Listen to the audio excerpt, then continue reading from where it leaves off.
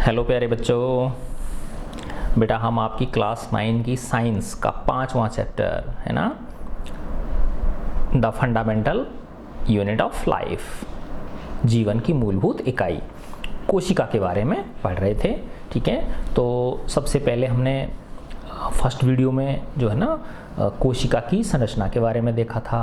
फिर second video में हमने देखा बेटा केंद्रक, है ना, केंद्रक के बारे में देखा।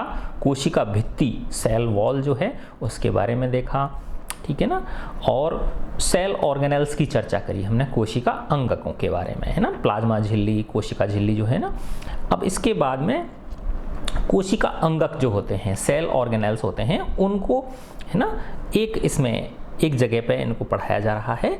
तो इसमें क्या है बेटा, ये अंतर्द्रव्यी जालिका है ना, एंडोप्लाज्मिक रेटिक्यूलम। एंडोप्लाज्मिक रेटिक्यूलम दो तरह के होते हैं बेटा, है ना, ये खुरदरी अंतर्द्रव्यी जालिका और चिकनी अंतर्द्रव्यी जालिका, ठीक है ना। रफ एंडोप्लाज्मिक रेटिक्यूलम, अंतर्द्रव्यी जालिका को क्या बोलते हैं इंग्लिश में, एंडोप्लाज्मिक रेटिक्यूलम, ठीक है।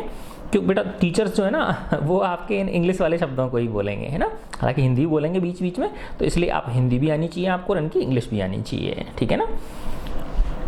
तो RER हो गई रफ एंडोप्लाज्मिक रेटिकुलम, और चिकनी तो स्मूथ हो गई वो SER स्मूथ एंडोप्लाज्मिक रेटिकुलम। फिर है गोल्जी उपकरण, है ना, जैसे ये कोशिका थी ना, कल मैंने आपको बताया था, है ना, इसके अंदर ये जो है ये क्या है बताओ, इसकी भित्ति है झिल्ली और भित्ति, झिल्ली होती है और भित्ति क्या होती है उसके बाहर। अब ये जंतु कोशिका है तो इसमें कोशिका भित्ति नहीं होती है, तो इसमें सिर्फ क्या होती है, कोशिका झिल्ली होती है, ठीक है ना।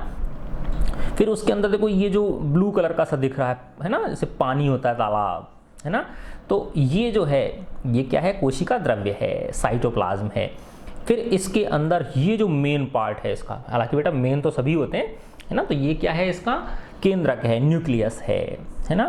फिर इसके अंदर इस जीव द्रव्य में ये विभिन्न कोशिकांग जो हैं, है ना, जैसे ये माइटोकॉन्ड्रिया, ये जो दिख रहे हैं ना आपको, है ना, इस तरह की जो शेप दिख रही है बीन के जैसी, है ना, तो ये माइटोकॉन्ड्रिया हैं। ये जो है गोल्जी एपरेटस है, गोल्जी उपकरण, आगे पढ़ेंगे हम इसमें, ठीक है ना। फिर ये देखो चिकनी अंतर्द्रव्यी जालिका, है ना, और ये खुरदुरी अंतर्द्रव्यी जालिका। खुरदुरी और चिकनी अभी देखेंगे हम कि खुरदुरी किसकी वजह से बनती है ना, क्योंकि इसकी ऊपर जो है वो राइबोसोम चिपके रहते हैं, ठीक है ना, इसलिए वो खुरदुरी लगती है देखने में, ठीक है। प्लाज्मा झिल्ली हमने देख ली, है ना, राइबोसोम, लाइसोसोम, ये है ना, ये जो डॉट डॉट स्ट्रक्चर दिख रहे हैं ये लाइसोसोम है ना, ये माइटोकॉन्ड्रिया, है ना। तो इस तरह से, तो अब इसमें कोशिका अंगक के अंदर अपन अंतर्द्रव्यी जालिका पढ़ेंगे, गोल्जी उपकरण पढ़ेंगे, और लाइसोसोम, माइटोकॉन्ड्रिया और प्लेस्टिड और रसधानी, है ना। रसधानी जो होती है ना, वैक्यूल्स, वो क्या है बेटा, जो प्लांट सेल्स होती हैं उनमें काफ़ी बड़ी बड़ी होती हैं वो, है ना। एनिमल सेल्स में बहुत छोटी छोटी होती हैं, प्लांट सेल्स के अंदर वो बहुत बड़ी होती हैं, है ना। तो बहुत ही इंटरेस्टिंग चैप्टर है ना, देख लो बेटा, ये तीसरा, ये 5वां नंबर जो चैप्टर है, ठीक है। अपन पढ़ते हैं अंतर्द्रव्यी जालिका। अंतर्द्रव्यी जालिका झिल्ली युक्त नलिकाओं, है ना, मेम्ब्रेनस ट्यूबुल्स, नलिकाओं को क्या बोलते हैं, ट्यूबुल्स बोलते हैं, ट्यूब होते हैं ना, ट्यूबुल्स, तथा शीट का एक बहुत बड़ा तंत्र है ना, नलिकाएं होती हैं और कुछ शीट जैसी संरचनाएं होती हैं।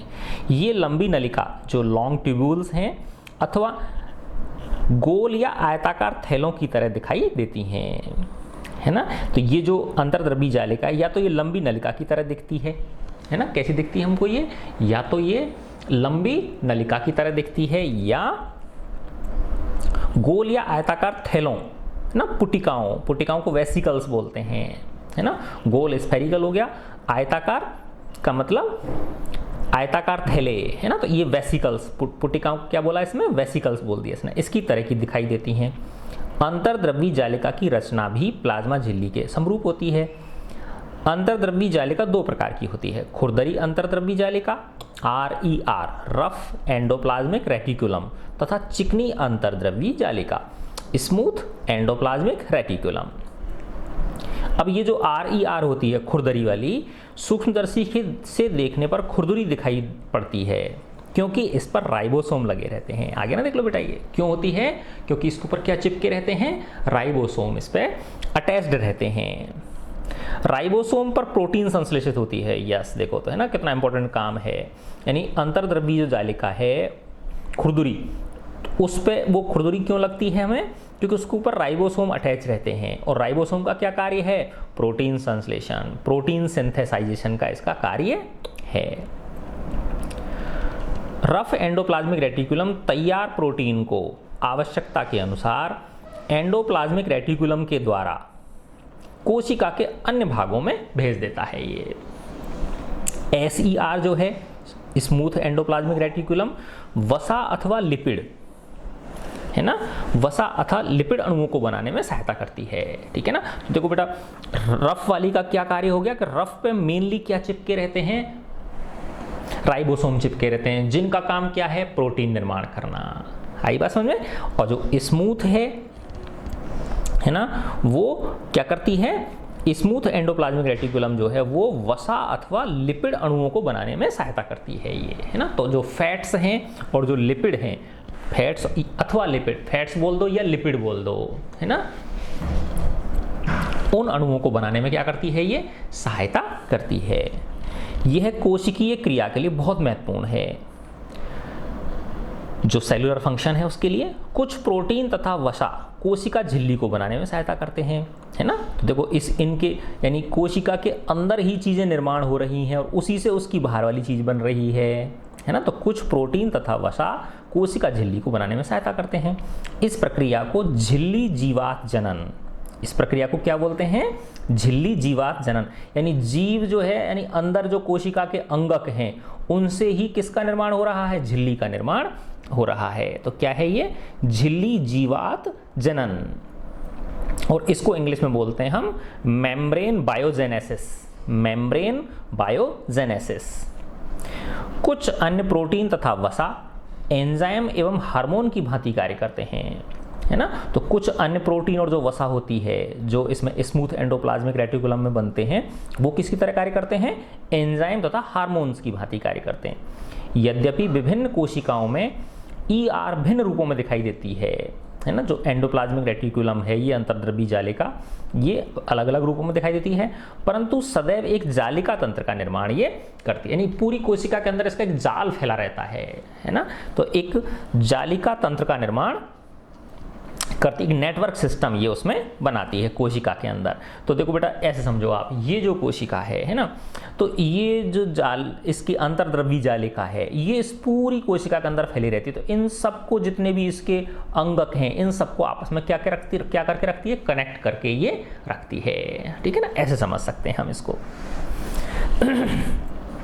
इस प्रकार एंडोप्लाज्मिक रेटिकुलम का एक कार्य कोशिका द्रव्य के विभिन्न क्षेत्रों के मध्य अथवा कोशिका द्रव्य के विभिन्न क्षेत्रों तथा केंद्रक के मध्य पदार्थों, मुख्यतः प्रोटीन के परिवहन के लिए नलिका के रूप में कार्य करना है ना। तो प्रोटीन का जो ट्रांसपोर्टेशन है पूरी कोशिका के अंदर, वो किसके माध्यम से होता है?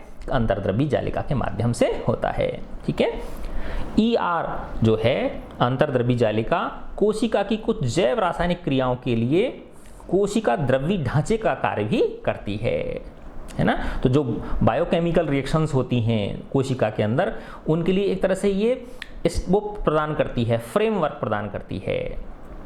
कोशिका द्रव्यीय ढांचा है ना, साइटोप्लाज्मिक फ्रेमवर्क उनको प्रदान करती है। एक वर्ग के जंतुओं जिन्हें कशेरुकी भी कहते हैं, कशेरुकी है ना, कशेरुक मतलब समझते हो बेटा? जिनके मेरुदंड होता है, रीढ़ की हड्डी होती है, जैसे मानव है ना, अपन सीधे किसकी वजह से खड़े रहते हैं? इस रीढ़ की हड्डी की वजह से। नहीं तो मांस का लोथड़ा बन जाएगा, नहीं बन जाएगा आदमी। अगर ये रीढ़ की हड्डी नहीं हो तो इंसान क्या बन जाएगा? मांस का एक लोथड़ा बन जाएगा। ऐसे हमारी जो शेप है, ये शेप रहेगी ही नहीं, है ना। तो इस शेप को किसने? मेरुदंड ने बना के रखता है। ठीक है ना। तो हम भी किस में आते हैं? कशेरुकी में आते हैं। और कशेरुकी को इंग्लिश में बोलते हैं बेटा वर्टिब्रेट्स, VERTIBRATES, वर्टिब्रेट्स। तो एक वर्ग के जंतुओं जिन्हें कशेरुकी कहते हैं, कशेरुकी भी कहते हैं, आगे पढ़ेंगे हम इनके बारे में, कि यकृत की कोशिकाओं में जो लिवर की कोशिकाएं होती हैं, लिवर सेल्स जो होती हैं, उनमें ये जो SER है, स्मूथ एंडोप्लाज्मिक रेटिकुलम जो है, ये चिकनी जो अंतर्द्रव्यी जालिका है, ये एक और इम्पॉर्टेंट कार्य करती है। और वो क्या है बेटा? विष तथा दवा को निरावशीकरण करने में महत्वपूर्ण भूमिका निभाते हैं। इसका मतलब क्या है कि बेटा जो हमारा लिवर है ना, देखो हमारी बॉडी के अंदर हम कितनी सारी चीज़ों का पाचन करते हैं, हम या दूसरे जितने भी वर्टिब्रेट्स हैं, कशेरुकी जानवर हैं, जीव हैं, वो सब, तो उनके जो लिवर होता है ना, उसके लिवर विभिन्न प्रकार के एंजाइम तैयार करता है ये, ठीक है ना। तो इसके अंदर उस प्रक्रिया में, उस रासायनिक प्रक्रिया में बहुत सारे पॉइजन्स बनते हैं, है ना, ड्रग्स बनती हैं, विष तथा दवा, पॉइजन्स एंड ड्रग्स बनती हैं। अगर शरीर में से उनको बाहर नहीं निकाला जाए, ऐसी कोई प्रक्रिया नहीं हो, तो मनुष्य की या उस जीव की क्या हो जाएगी? मृत्यु हो जाएगी, है ना। तो ये जो है SER जो है, स्मूथ एंडोप्लाज्मिक रेटिकुलम जो है, वो जो लिवर की कोशिकाएं होती हैं, उनमें जो विष और जो ड्रग्स निर्मित होती हैं, बनती हैं रासायनिक अभिक्रिया के दौरान, उनको बाहर निकालने का कार्य करती है। निरावशीकरण, विष को क्या कर देती है? निराविश कर देती है, डिटॉक्सिफाई कर देती है। टॉक्सीफाई का मतलब होता है विष देना, और डिटॉक्सीफाई का मतलब विष का प्रभाव खत्म कर देना, है ना। तो उस विष के प्रभाव को ये जो स्मूथ एंडोप्लाज्मिक रेटिकुलम है, ये क्या कर देती है? उसको समाप्त कर देती है, ठीक है। अच्छा, अब हम पढ़ेंगे गोल्जी उपकरण, गोल्जी एपरेटस, है ना। देखो बेटा, इसमें दिखाया था ना मैंने आपको, ये देखो, ये क्या है? गोल्जी उपकरण लिख रहा है, देखो गोल्जी उपकरण यानी गोल्जी एपरेटस, ऐसी इस तरह की ये, है ना। तो कैमिलो गोल्जी द्वारा, ये एक साइंटिस्ट का नाम था, उसी के नाम पे रखा गया ये है ना। तो कैमिलो गोल्जी द्वारा वर्णित, है ना, उसने इसको डिस्क्राइब किया था। गोल्जी उपकरण झिल्ली युक्त चपटी पुटिकाओं का एक तंत्र है। ये कैसा है? चपटी पुटिकाएं होती हैं, है ना, फ्लैट वेसिकल्स होती हैं चपटी पुटिकाएं, झिल्ली युक्त चपटी पुटिकाएं, मेम्ब्रेन बाउंड वेसिकल्स, है ना। देखो चपटी पुटिकाओं को क्या बोलते हैं? वेसिकल्स बोलते हैं। जैसे बैग लाइक स्ट्रक्चर होती है, थैलेनोमा संरचनाएं जो होती हैं, है ना, तो उनको वेसिकल्स बोलते हैं, ठीक है। और ये झिल्ली युक्त है तो मेम्ब्रेनस हो गई है ना। तो मेम्ब्रेन बाउंड वेसिकल्स होती हैं ये, जो एक दूसरे के ऊपर समांतर रूप से सजी रहती हैं, है ना। सजी रहने का मतलब क्या होता है? सजे रहने का मतलब क्या है कि स्थित रहती हैं। ये क्या होती हैं? अरेंज्ड रहती हैं, है ना, व्यवस्थित रहती हैं। सजी रहने का मतलब क्या है? व्यवस्थित रहती हैं, समांतर। तो देखो है कि नहीं? देखो ये 1 2 3 एक दूसरे के क्या हैं? ये समांतर हैं, है ना। देखो ये 1 2 3 एक दूसरे के क्या हैं? ये समांतर हैं। तो एक दूसरे के समांतर अरेंज्ड रहती हैं ये, जिन्हें हम क्या बोलते हैं? गोल्जी उपकरण कहते हैं। अच्छा, जिन्हें कुंडिका कहते हैं। क्या बोलते हैं जिनको? एक विशेष नाम दिया गया है, कुंडिका, ठीक है ना। कुंडिका को बोलते हैं सिस्टर्न्स। सिस्टर्न पता है क्या होता है? जो टॉयलेट होता है ना अपने घरों में, है ना, उसमें जो फ्लश करते हैं, टंकी सी लगी रहती है ना ऊपर, जिसको उसको दबाते हैं, क्या नाम है, एक वो होती है, क्या नाम है, लीवर सा होता है, उसको दबाते हैं, उसमें से पानी निकलता है फिर बहुत तेज प्रेशर से, तो वो उसको सिस्टर्न बोलते हैं इंग्लिश में, है ना। तो ये वही कुंडिका है, CISTERN। इसी तरह की संरचनाएं होती हैं ये, है ना। तो इनको कुंडिका भी कहते हैं। किसको? गोल्जी एपरेटस को। इन झिल्लियों का संपर्क ER झिल्लियों से होता है। तो ये जो गोल्जी उपकरण वाली जो झिल्ली है ना, ये जो गोल्जी उपकरण की, देखो इसमें इस वाले में भी देख रही हैं, देखो ये 1 2 3 है ना। तो ये गोल्जी उपकरण वाली जो झिल्ली है, इनका संपर्क किससे होता है? जो अंतर्द्रव्यी जालिका है।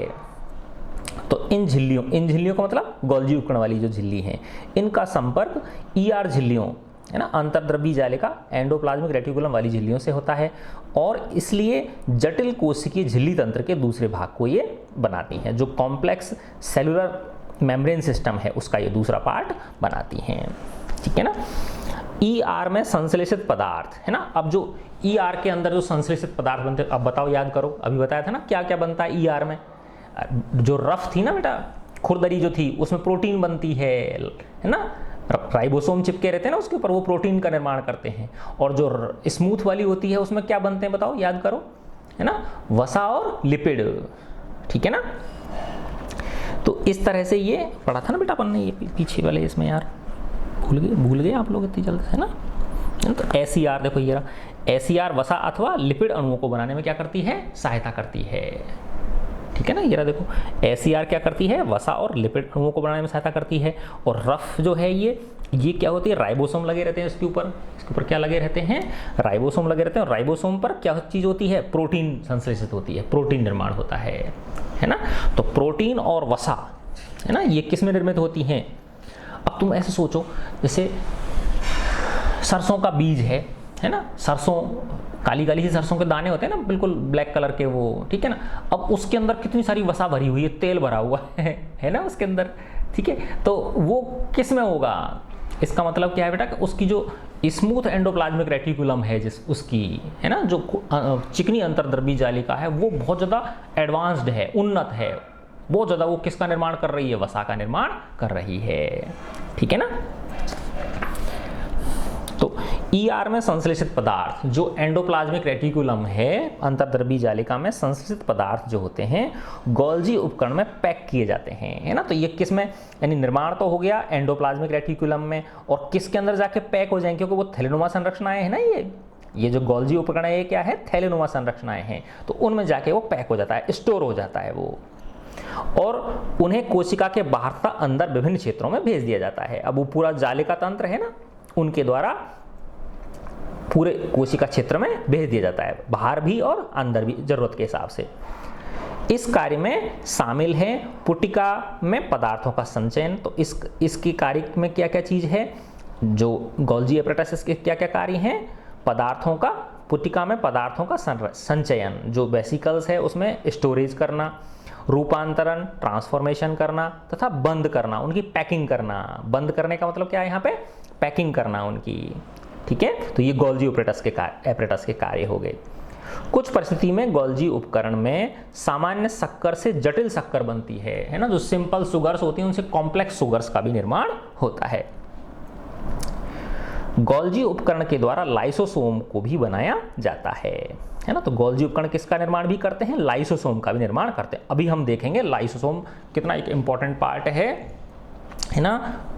तो बेटा देखो, लाइसोसोम जो है ये है ना, इसके अंदर क्या होते हैं, पाचक एंजाइम्स होते हैं। यस, है ना, क्या होते हैं, पाचक एंजाइम्स होते हैं। तो भोजन का जो पाचन होता है ना, उसमें इसकी बहुत बड़ी भूमिका होती है। प्लस ऐसे समझो आप, माना जो हमारी कोशिका है उसका कोई पार्ट डैमेज हो गया, उसका कोई जो अंगक है ना, अंगक जो है, ऑर्गेनल जो है वो किसी भी कारणवश डेड हो गया वो, अब उसको भी तो कोशिका में से हटाना पड़ेगा ना, वेस्ट है वो, है ना। तो उसको भी कोशिका के अंदर पचाने का कार्य कौन करता है, यही लाइसोसोम करते हैं, क्योंकि लाइसोसोम के अंदर क्या होते हैं, पाचक एंजाइम्स होते हैं। और कई बार पता है क्या होता है, अगर माना जो है ना कोशिका किसी कारणवश पिचक गई या चटक गई या फूट गई है ना, तो उसकी वजह से क्या होगा कि लाइसोसोम की जो थैली है वो फट जाएगी। अब लाइसोसोम की थैली के अंदर क्या है, पाचक एंजाइम है, तो वो पाचक एंजाइम फट जाएंगे, तो उल्टा वो क्या कर देंगे, उस कोशिका को ही भस्म कर देते हैं, है ना। तो इसलिए इनको आत्मघाती थैली भी कहा जाता है ना। तो किसी कारणवश अगर लाइसोसोम की थैली फट जाए तो वो क्या करती है, खुद कोशिका को ही, जिसके अंदर लाइसोसोम है उस कोशिका को ही क्या कर देती है, पाचन कर देती है ये। इसलिए इनको सुसाइडल बैग्स बोलते हैं, आत्मघाती थैली भी बोलते हैं। तो इसमें आगे दिखा रखा है, संरचनात्मक दृष्टि से लाइसोसोम में झिल्ली से घिरी हुई संरचना होती है, जिसमें पाचक एंजाइम होते हैं। क्या होते हैं, डाइजेस्टिव एंजाइम्स होते हैं। RER इन एंजाइमों को बनाते हैं, और ये कौन बनाता है, जो रफ एंडोप्लाज्मिक रेटिकुलम है वो इन एंजाइम्स को बनाता है। लाइसोसोम कोशिका का अपशिष्ट निपटाने वाला तंत्र है ना। कोशिका के अंदर जो वेस्ट है, वेस्ट के डिस्पोजल करने का ये तंत्र है। ये बाहरी पदार्थ एवं कोशिका अंगकों के टूटे फूटे भागों को, बाहरी पदार्थों को भी प्लस कोशिका अंगक जो हैं, सेल ऑर्गेनेल्स जो हैं, उनके टूटे फूटे भागों को पाचित करके, उनको डाइजेस्ट करके कोशिका को साफ करते हैं। कोशिका के अंदर आने वाले बाहरी पदार्थ जैसे बैक्टीरिया अथवा भोजन तथा पुराने अंगक लाइसोसोम में चले जाते हैं। ठीक है ना। कहाँ चले जाते हैं वो, लाइसोसोम में चले जाते हैं, जो उन्हें छोटे छोटे टुकड़ों में तोड़ देते हैं। लाइसोसोम क्या कर देते हैं, उन्हें छोटे छोटे टुकड़ों में तोड़ देते हैं। लाइसोसोम में बहुत शक्तिशाली पाचनकारी एंजाइम होते हैं जो जटिल पदार्थों को सरल पदार्थों में तोड़ते हैं। कोशिकीय चयापचय, मेटाबॉलिज्म बोलते हैं इसको, है ना, जो रासायनिक अभिक्रिया होती है कोशिका के अंदर, उनको क्या बोलते हैं, कोशिकीय चयापचय बोलते हैं। में व्यवधान के कारण, अगर माना जो केमिकल रिएक्शंस हो रही हैं कोशिका के अंदर, उनमें कोई व्यवधान आ गया, है ना, उसकी वजह से अगर माना कोई कोशिका क्षतिग्रस्त हो जाती है या मृत हो जाती है, तो लाइसोसोम फट जाते हैं और एंजाइम अपनी ही कोशिकाओं को पाचित कर देते हैं। इसलिए लाइसोसोम कोशिका को आत्मघाती थैली भी कहते हैं, सुसाइडल बैग भी इसको हम बोलते हैं। ठीक है, अब आते हैं माइटोकॉन्ड्रिया, है ना, पावर हाउस, क्या बोलते हैं इसको, पावर हाउस बोलते हैं, बिजली घर है ना। तो ऊर्जा का निर्माण, है ना, क्योंकि बेटा देखो बिना ऊर्जा के तो कुछ भी नहीं है। जो भी मानव, जो भी जीव, है ना, आप पढ़ाई कर रहे हो तो आपको भूख लगती है, नहीं लगती है, एनर्जी क्या होती है, कंज्यूम होती है आपकी। तो ये सब जो है ना एनर्जी कहाँ से आती है ना, जो हम खाना पीना करते हैं, तो इन सब का क्या होता है, पाचन होता है। और क्या क्या चीज़ जनरेट होती है, एनर्जी जनरेट होती है। ठीक है ना, तो वो कहाँ पे होती है, माइटोकॉन्ड्रिया में होती है, माइटोकॉन्ड्रिया। माइटोकॉन्ड्रिया कोशिका का बिजली घर है, पावर हाउस है ये, है ना, क्या बोलते हैं इसको, power house of cell. Mitochondria दोहरी झिल्ली की बनी होती है, डबल मेम्ब्रेन होती है। बाहरी झिल्ली छिद्रित होती है, पोरस होती है। भीतरी झिल्ली बहुत अधिक वलित होती है, फोल्डेड होती है। अंदर वाली झिल्ली क्या होती है, खूब सारे फोल्ड होते हैं उसमें, जैसे वो घड़ी कर देते हैं ना अपन, एक लेयर, दूसरी लेयर, तीसरी लेयर, है ना, जैसे चद्दर की घड़ी करते हैं वैसे, है ना। तो बहुत ज़्यादा फोल्डेड होती है। ये वलय जो होते हैं, ये जो फोल्ड्स होते हैं, ये एटीपी बनाने वाली रासायनिक क्रियाओं के क्षेत्र को बड़ा बनाती हैं, है ना। एटीपी, एडिनोसिन ट्राइफॉस्फेट, है ना। तो ये क्या है, एक कार्बनिक पदार्थ है जो एक तरह से ऊर्जा का कार्य करता है। ठीक है ना। तो जो फोल्ड्स होते हैं इसके अंदर माइटोकॉन्ड्रिया में, ये एटीपी बनाने वाली रासायनिक क्रियाओं का रीजन जो है, जो क्षेत्र जो है, उसको क्या कर देते हैं, बड़ा कर देते हैं। जीवन के लिए आवश्यक विभिन्न रासायनिक क्रियाओं को करने के लिए माइटोकॉन्ड्रिया एटीपी, एडिनोसिन ट्राइफॉस्फेट के रूप में ऊर्जा प्रदान करते हैं, है ना। तो ये एटीपी जो है, ये क्या है, एक तरह से ऊर्जा की इकाई है ये। ठीक है ना, जो कोशिकीय ऊर्जा है उसकी, एटीपी कोशिका की ऊर्जा है। शरीर नए रासायनिक यौगिकों को बनाने तथा यांत्रिक कार्य के लिए, है ना, अब नए रासायनिक यौगिक बन रहे हैं हमारी बॉडी के अंदर, है ना, और अन्य जो मैकेनिकल वर्क हमको करने पड़ते हैं, ठीक है ना, जो शारीरिक श्रम करना पड़ रहा है, तो उसके लिए एटीपी में संचित ऊर्जा का उपयोग करता है। ठीक है ना। हमारा जो शरीर है, ये नए रासायनिक यौगिकों का कोई निर्माण करना है, या हमें कोई मैकेनिकल वर्क करना है, माना कोई श्रम करना है, ठीक है ना। जैसे माना रिक्शा चला रहा है कोई आदमी, तो कितनी दम लगानी पड़ रही है उसको चलाने के लिए। किसान खेत के अंदर, है ना, फावड़ा चला रहा है, तो कितनी सारी उसको ऊर्जा खर्च करनी पड़ रही है। तो वो ऊर्जा एटीपी के रूप में संचित रहती है कोशिकाओं में, और उस ऊर्जा को किसान अपने काम में लेता है, या कोई भी श्रमिक जो होता है वो काम में लेता है। ठीक है ना। आप पढ़ने के काम में लेते हो, मैं बोलने के काम में ले रहा हूं। ठीक है। माइटोकॉन्ड्रिया बहुत अद्भुत अंगक है, ये एक बिल्कुल बहुत ही जो है ना फैंटास्टिक ऑर्गेनेल है, क्योंकि इसमें उसका अपना डीएनए तथा राइबोसोम होते हैं। तो माइटोकॉन्ड्रिया में खुद का डीएनए होता है ना, आनुवांशिक गुणों का वाहक, और राइबोसोम होते हैं। अतः माइटोकॉन्ड्रिया अपना कुछ प्रोटीन स्वयं बनाते हैं। तो माइटोकॉन्ड्रिया क्या कर लेते हैं, अपना प्रोटीन ये खुद बना लेते हैं। अब इसके बाद आते हैं प्लास्टिड, है ना। तो प्लास्टिड ये किस में होते हैं बेटा, पादप कोशिकाओं में होते हैं, प्लांट सेल्स के अंदर होते हैं ये। प्लास्टिड केवल पादप कोशिकाओं में स्थित होते हैं। प्लास्टिड दो प्रकार के होते हैं, एक होता है क्रोमोप्लास्ट और एक होता है ल्यूकोप्लास्ट। ठीक है। तो प्लास्टिड दो प्रकार के होते हैं, क्रोमोप्लास्ट रंगीन प्लास्टिड को बोलते हैं हम, तथा ल्यूकोप्लास्ट किसको बोलते हैं, जो ब्लैक एंड व्हाइट होते हैं, श्वेत तथा रंगहीन, है ना, या तो व्हाइट होंगे या कलरलेस होंगे। उस तरह के प्लास्टिड जो होते हैं उनको क्या बोलते हैं, ल्यूकोप्लास्ट बोलते हैं। जिस क्रोमोप्लास्ट में, है ना, जिस रंगीन प्लास्टिड में क्लोरोफिल वर्णक होता है, एक क्लोरोफिल पिगमेंट होता है, उसे हम क्या बोलते हैं, क्लोरोप्लास्ट बोलते हैं। देखो, क्रोमोप्लास्ट और ल्यूकोप्लास्ट। फिर क्रोमोप्लास्ट, जिन क्रोमोप्लास्ट के अंदर क्लोरोफिल नामक पिगमेंट होता है, उनको क्या बोलते हैं? क्लोरोप्लास्ट बोलते हैं, है ना। जो पत्तियों का हरा रंग होता है वो किसकी वजह से होता है? क्लोरोफिल वर्णक की वजह से होता है, ठीक है ना। तो पौधों में क्लोरोप्लास्ट प्रकाश संश्लेषण के लिए बहुत आवश्यक है ना। तो जो पौधे भोजन बनाते हैं अपना प्रकाश संश्लेषण अभिक्रिया द्वारा, तो किसकी वजह से संभव हो पाता है? वो क्लोरोप्लास्ट की वजह से संभव हो पाता है, ठीक है ना। क्लोरोप्लास्ट में क्लोरोफिल के अतिरिक्त विभिन्न पीले अथवा नारंगी रंग के वर्णक भी होते हैं। क्लोरोप्लास्ट तो होता ही है उसके अंदर, क्लोरोप्लास्ट में क्लोरोफिल तो होता ही है, जो हरा वर्णक है वो तो होता ही है, उसके अलावा कुछ पीले और नारंगी रंग के वर्णक भी होते हैं, कुछ पीले और नारंगी रंग के पिगमेंट भी होते हैं। ल्यूकोप्लास्ट प्राथमिक रूप से अंगक है ना, जिसमें स्टार्च, तेल तथा प्रोटीन जैसे पदार्थ संचित होते हैं, है ना। तो ल्यूकोप्लास्ट में क्या होता है? स्टार्च हो गया, तेल हो गया तथा प्रोटीन जैसे पदार्थ संचित होते हैं। क्लोरोप्लास्ट की भीतरी रचना में, है ना, जैसे मूंगफली देख लो, मूंगफली का जो दाना है उसके अंदर तेल भरा रहता है कि नहीं भरा रहता है ना। मूंगफली का जो तेल, ऐसे सरसों का दाना हो गया, है ना, तो जितने भी तेल होते हैं, ठीक है ना, सोयाबीन हो गया, है ना, तो ये सब इनके अंदर क्या होता है बेटा? इनकी जो कोशिकाएं होती हैं उनमें ये, है ना, क्या होता है? ल्यूकोप्लास्ट होता है, ठीक है ना। तो ल्यूकोप्लास्ट में स्टार्च, तेल तथा प्रोटीन जैसे पदार्थ क्या होते हैं? उसमें संचित होते हैं, ठीक है ना। और ये बनते कैसे हैं? कोशिका के अंदर विभिन्न प्रकार के जो कोशिका अंगक हैं उनमें विभिन्न प्रकार की रासायनिक अभिक्रियाएं होती हैं, है ना। और ये रासायनिक अभिक्रिया, कुछ एंजाइम्स होते हैं, कुछ हार्मोन्स होते हैं, और कहाँ से? सूर्य की ऊर्जा, जो सूर्य की रोशनी है उसकी उपस्थिति में क्या बनाते हैं? ये भोजन बनाते हैं। तो उस प्रक्रिया में इनका निर्माण होता है। क्लोरोप्लास्ट की भीतरी रचना में बहुत सी झिल्ली वाली परतें होती हैं, है ना। क्लोरोप्लास्ट की जो भीतरी रचना होती है उसमें बहुत सारी झिल्ली वाली परतें होती हैं जो स्ट्रोमा में स्थित होती हैं। किसमें होती हैं? जो स्ट्रोमा में स्थित होती हैं। प्लास्टिड बाह्य रचना में माइटोकॉन्ड्रिया की तरह ही दिखते हैं।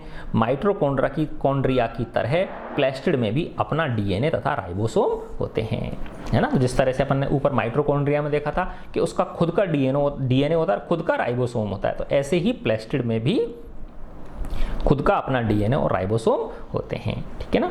अब आते हैं अपन रसधानियाँ, वैक्यूल्स, है ना।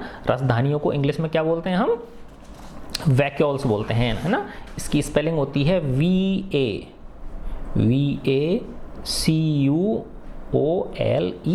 वैक्यूल्स, ठीक है ना। ये बेटा जो प्लांट सेल्स होती हैं, देखो अभी देखते हैं अपन, है ना। प्लांट सेल जो है ना, पादप कोशिका, है ना, देखो यस, है ना। इस पादप कोशिका में देखो आपके एक बड़ा सा क्षेत्र दिख रहा है आपको, बड़ा सा क्षेत्र ढूंढने की कोशिश करो और उस पर क्या लिखा हुआ मिलेगा आपको? उस पर मिलेगा ये रसधानी, है ना। देखो ये वाला क्षेत्र दिख रहा है आपको, ये क्या है बताओ? ये वैक्यूल है। क्या है ये?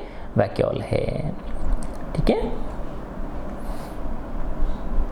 और देखो ये हरित लवक, जो क्लोरोप्लास्ट है उसको हिंदी में क्या बोलते हैं? हरित लवक बोलते हैं, है ना। देखो ये क्या है? सब क्लोरोप्लास्ट हैं, ठीक है। ये माइटोकॉन्ड्रिया हो गया, ये प्लाज्मा झिल्ली हो गई, है ना। ये इसकी केंद्रक, ये झिल्ली हो गई, ये केंद्रक हो गया, है ना, न्यूक्लियस हो गया इसका, ठीक है। और ये लाइसोसोम हो गए, ये खुरदुरी अंतर्द्रव्यी जालिका है, ये चिकनी अंतर्द्रव्यी जालिका। देखो ये खुरदुरी बारे में ये ऐसे दिख रहे हैं ना आपको, ये ऐसे क्या नाम है, धागे जैसे चीज़ दिख रहे हैं। तो ये क्यों दिखते हैं बताओ? क्योंकि इनके ऊपर क्या चिपके रहते हैं? राइबोसोम चिपके रहते हैं। और ये जो है ये बिल्कुल प्लेन चिकनी दिख रही है, ठीक है ना। तो ये वाला जो क्षेत्र है देखो कितना बड़ा क्षेत्र है ये, है ना, इसमें द्रव्य भरा रहता है। तो ये क्या है? वैक्यूल है। ये जो दिख रहा है ना, ये बाउंड्री है ना, ये क्या है? VACUOLES, इसमें दे नहीं रखा है लेकिन है ये, वही मैं लिख देता हूँ इसको, है ना। ये क्या है? रसधानी है। ये क्या है बेटा? ये रसधानी है ये, ठीक है। तो अपन वैक्यूल्स पे आते हैं।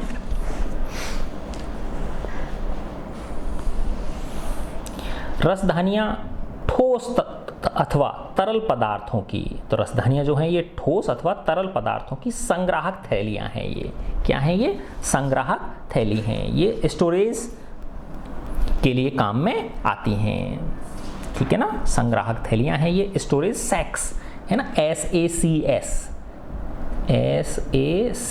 सैक्स, है ना, बोरा होता है ना, बोरा बोरी, उसको इंग्लिश में SACS सेक्स बोलते हैं इसको, ठीक है ना। तो स्टोरेज सेक्स होते हैं ये। जंतु कोशिकाओं में रसधानियाँ छोटी होती हैं, तो इसलिए नज़र नहीं आती हमको। जो एनिमल सेल्स होती हैं उसमें बहुत छोटी होती हैं, जबकि पादप कोशिकाओं में रसधानियाँ बहुत बड़ी होती हैं। कुछ पौधों की कोशिकाओं की केंद्रीय जो रसधानी की माप कोशिका के आयतन का 50 से 90% तक होती है। ये लो देख लो, है ना। कुछ कोशिकाओं में तो जो वैक्यूल है, जो रसधानी है, उसका कितना एरिया घेर के रखती है, वो 50% से 90% में ही रसधानी होती है। बाकी के और जो अंगक हैं, कोशिका अंगक, वो बाकी के क्षेत्र में होते हैं।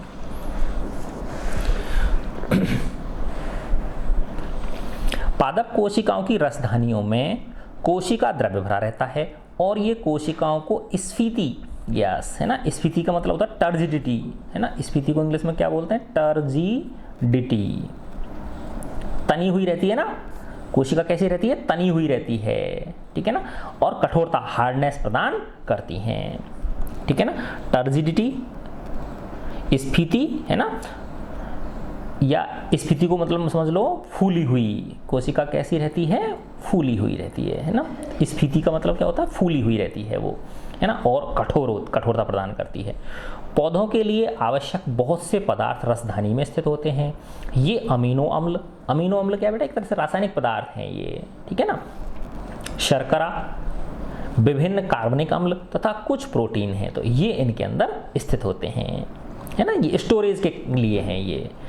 एक कोशिकीय जीवों जैसे अमीबा की जो खाद्य रसधानी में, है ना, जो उसका फूड वैक्यूल होता है ना, जो एक कोशिकीय जीव है जैसे अमीबा जो है, उसकी जो रसधानी होती है उसको क्या बोलते हैं? खाद्य रसधानी, है ना। फूड वैक्यूल में उनके द्वारा उपभोग में लाए गए खाद्य पदार्थ होते हैं। तो उसमें जो अमीबा जो यूनिसेल्युलर एनिमल है, उसमें जो खाद्य पदार्थ के उपभोग के लिए इस वाली को जो फूड वैक्यूल है उसको वो काम में लेता है।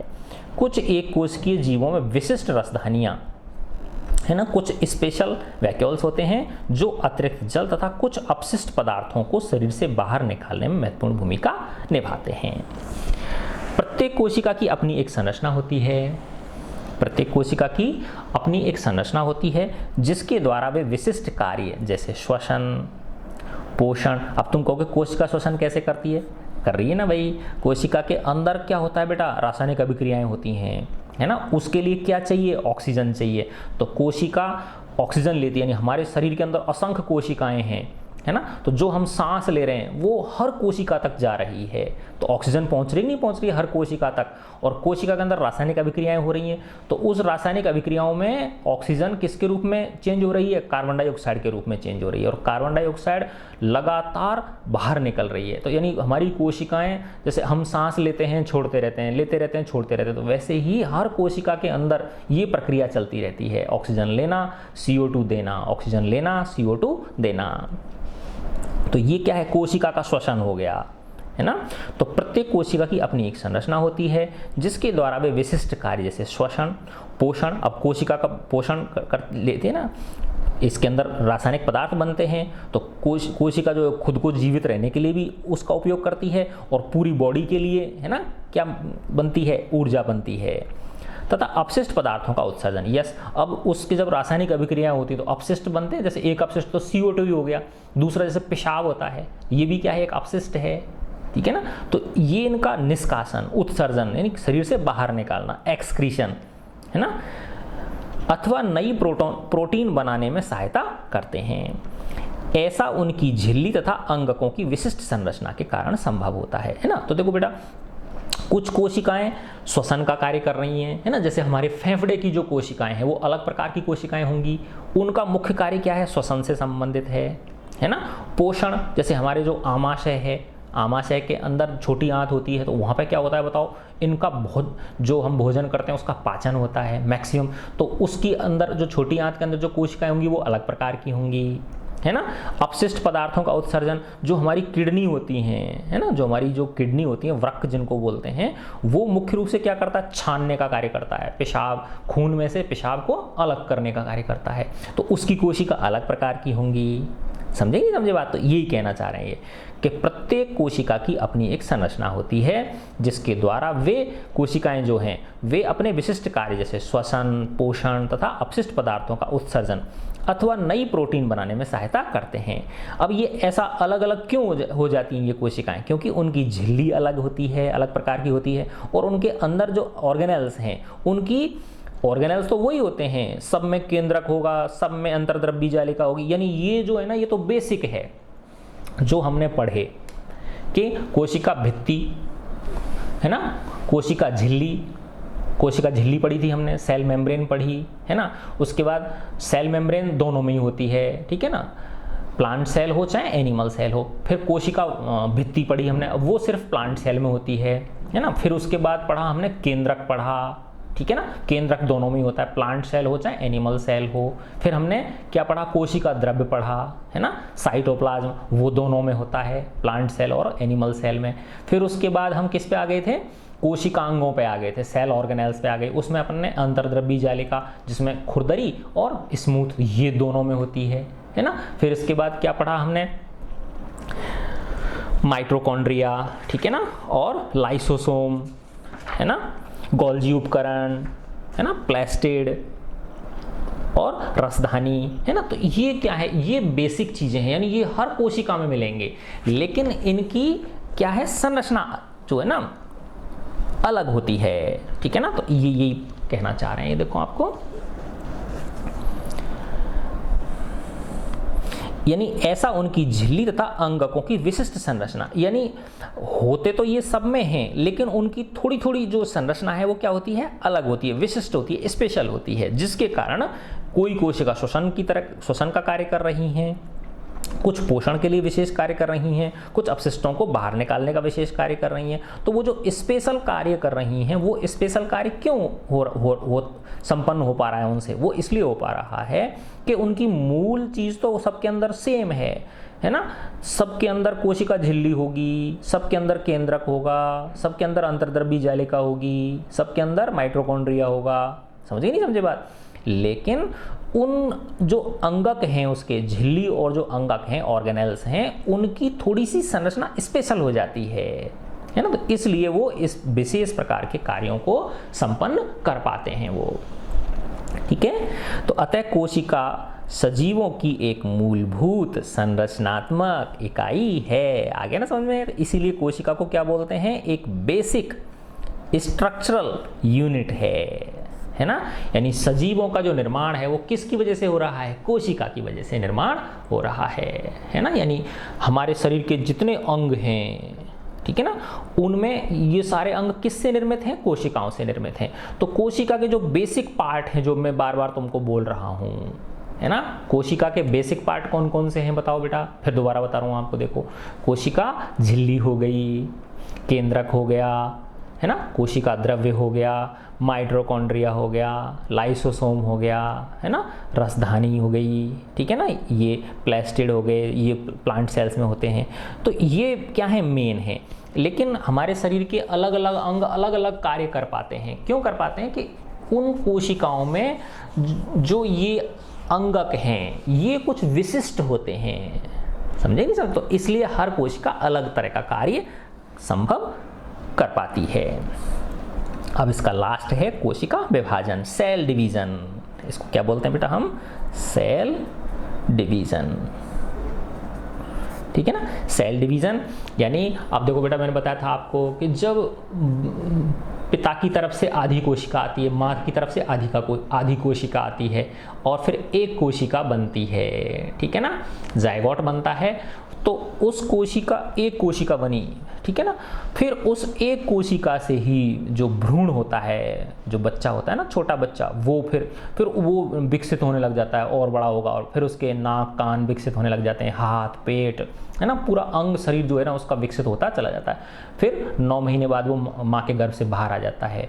फिर वो पहले छोटा होता है, फिर हर वर्ष बढ़ता जाता है, वो बढ़ता जाता है। तो ऐसा कैसे हो रहा है बताओ।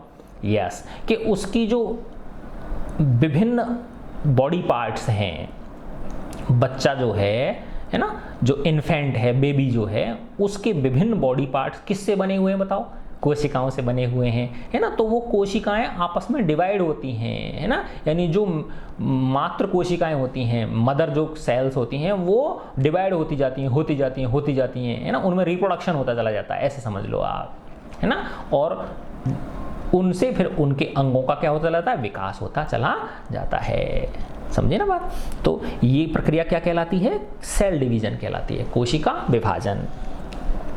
तो जीवधारियों में वृद्धि हेतु नई कोशिकाएं बनती हैं, उनके जो डेवलपमेंट है उसके लिए नई कोशिकाएं बनती हैं, जिससे पुरानी मृत एवं क्षतिग्रस्त कोशिकाओं का प्रतिस्थापन और प्रजनन हेतु युग्मक बनते हैं। तो जो नई कोशिकाएं बनती हैं, तो एक तो क्या है, देखो कुछ बेटा पुरानी जो कोशिकाएं ये और जो डैमेज्ड सेल्स होती हैं वो रिप्लेस होती रहती हैं, और दूसरा प्रजनन हेतु नई कोशिकाओं का क्या होगा,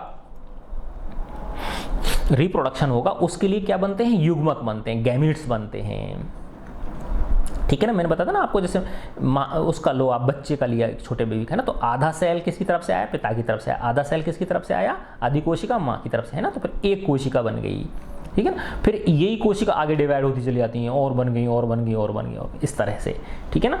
तो नई कोशिकाओं के बनने की प्रक्रिया को कोशिका विभाजन कहते हैं। आगे ना देख लो, नई कोशिकाओं के बनने की प्रक्रिया को क्या बोलते हैं हम, सेल डिवीजन बोलते हैं।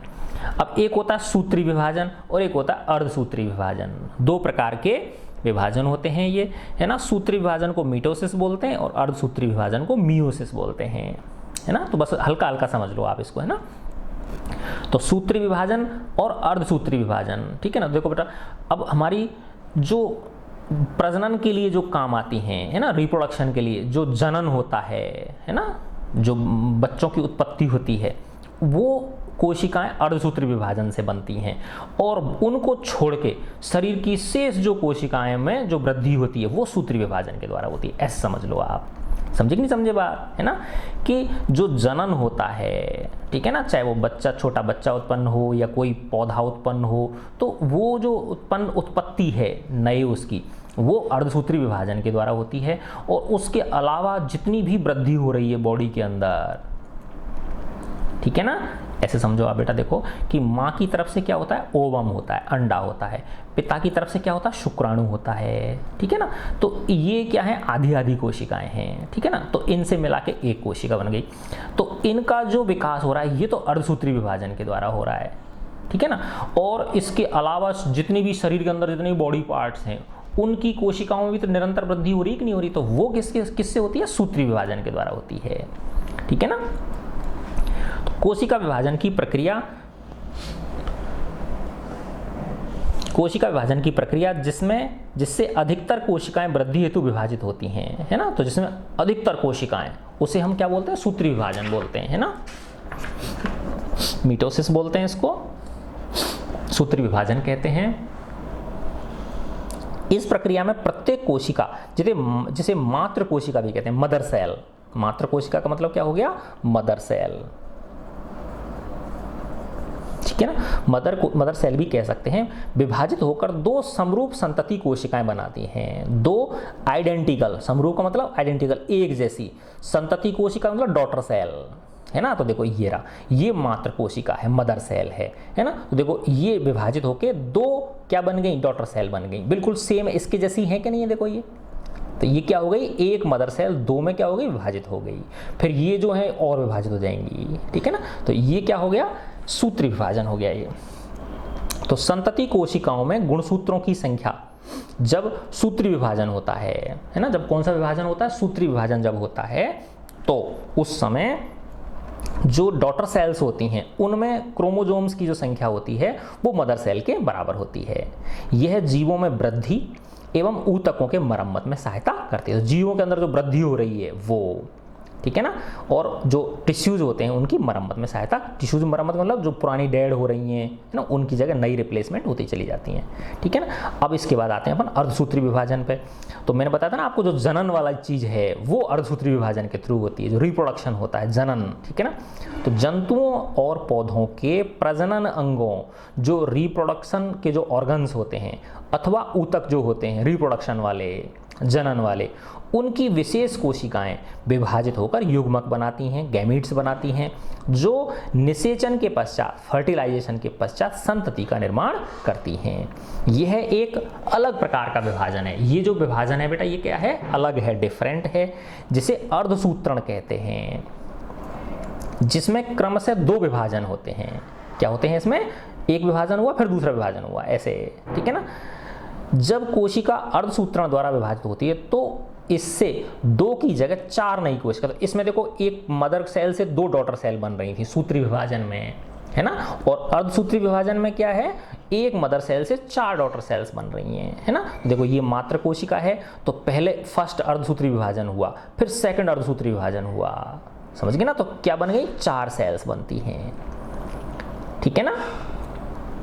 तो यही कहना चाह रहे हैं, जब कोशिका अर्धसूत्रण द्वारा, है ना, जब मियोसिस द्वारा जब ये विभाजित होती है, डिवाइड होती है, तो इसमें 2 की जगह 4 नई कोशिकाएं बनती हैं।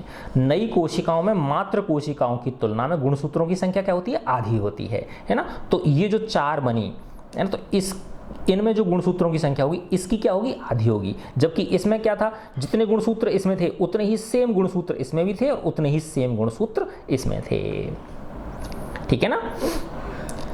क्या आप सोच सकते हैं कि संतति कोशिकाओं में गुणसूत्रों की संख्या आधी क्यों हो गई? क्योंकि बेटा इसमें देखो, इसकी आधी और इसकी आधी तो मिला के क्या बन गई? पूरी बन गई, है ना। तभी क्या होता है? आधे गुण माँ की तरफ से आते हैं और आधे गुण किसकी तरफ से आते हैं? पिता की तरफ से आते हैं, ठीक है बच्चों। तो मैं आशा करता हूँ आपको ये चैप्टर बहुत आनंद दिया होगा आपको इसने, है ना। और बायोलॉजी से प्यार करने लगे नहीं लगे आप, और अगर लगे हैं तो मुझे कमेंट में बताना कि सर हमको ये चैप्टर कैसा लगा और हमें बायोलॉजी के प्रति प्रेम जागृत हुआ या नहीं हुआ। अगर आपके अंदर प्रेम जागृत हो गया तो मुझे बड़ी खुशी होगी और मुझे मेरी मेहनत सफल लगेगी फिर, ठीक है बच्चों। गॉड ब्लेस यू ऑल बेटा।